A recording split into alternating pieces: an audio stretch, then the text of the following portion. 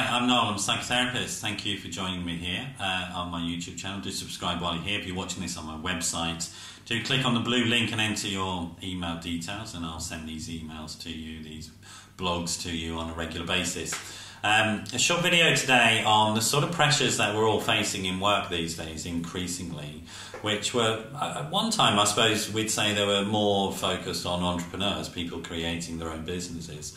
But in a sense we've all become entrepreneurs these days. Actually the term we use is workpreneurs, because we're all now faced with this issue that there is no such thing as a job for life, or a role for life even. So we may well be with a company for a long time, but our role within that company may change quite significantly over that time.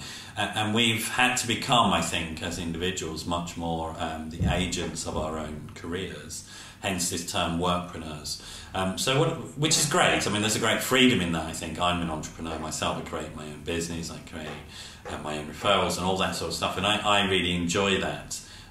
It's not everybody's cup of tea, but it is the reality that many of us faced with, whether we like it or not.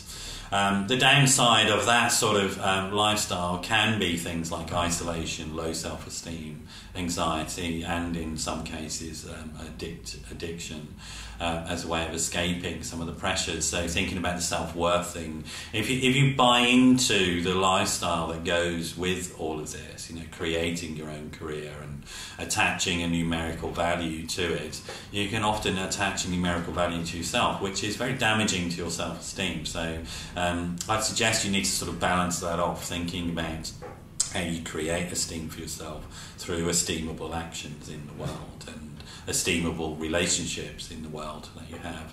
So then you're not hooking your identity simply into your sort of financial value. The depression, anxiety that can come from isolation and fear of where is the next job going to come from and how do you pay the bills. So the depression from the isolation, really, you're sort of out there competing against other people. Work was often the place, and still can be, the place where you socialise quite a lot. In a world where you're competing against other people much more, then the boundaries between friend and competitor are getting much more complex, and how do you manage those? That in itself can produce a lot of anxiety in terms of what your relationship to somebody is. If it's a friend or it's a business contact, those two ideas are merging now. And if you look at how people use things like Facebook, for example, you see that more and more. They're bringing their work colleagues onto the Facebook walls, where in the past it would have just been family and friends. And what does it mean now in terms of how we understand ourselves and the sorts of pressures there? And what are we posting on that Facebook wall? What are we worried about when we sort of share things, etc., etc. So there's a lot of fear and anxiety around that and how we can manage it. There are lots of tools as therapists I have and as a coach that I can help people with around that. Simple things like cognitive behavioural work around anxiety, but also teaching how to meditate through mindfulness. That will help boost your mood and help you detach from some of the anxiety-forming thoughts and behaviours. And there's lots of ways. And then coming to this final thing around addiction, which has been sort of rife in entrepreneurship and business circles for a long time, and more creeping into the world of work for people as people try and get some release from these depressive and anxious feelings, and these feelings of isolation and low self-worth. But I mean, I can't say enough how much you really need to stay away from using drugs and drink as a way of trying to medicate feelings. There are masses of things, many things that you can do that are much healthier for you in terms of thinking about your social network, getting involved in exercise, joining a gym, going for a run, going for a walk, etc.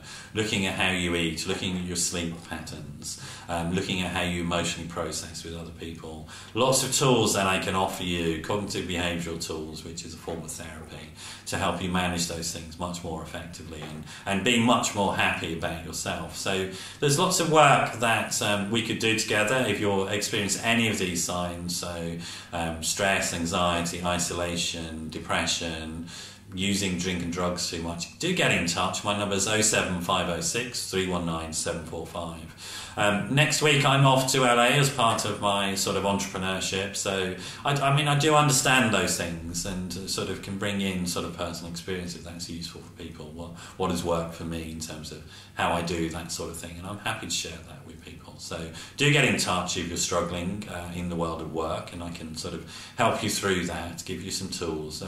Relatively sort of quick wins are available in that one. So for today I want you to sort of have this thought that I can be really successful in my world of work or business, and also be really successful in how I experience myself as a happy and a whole person. So for today I can be successful in the world out there, and I can be successful in the world inside here. Thanks for joining me. I hope to see you again. Bye bye.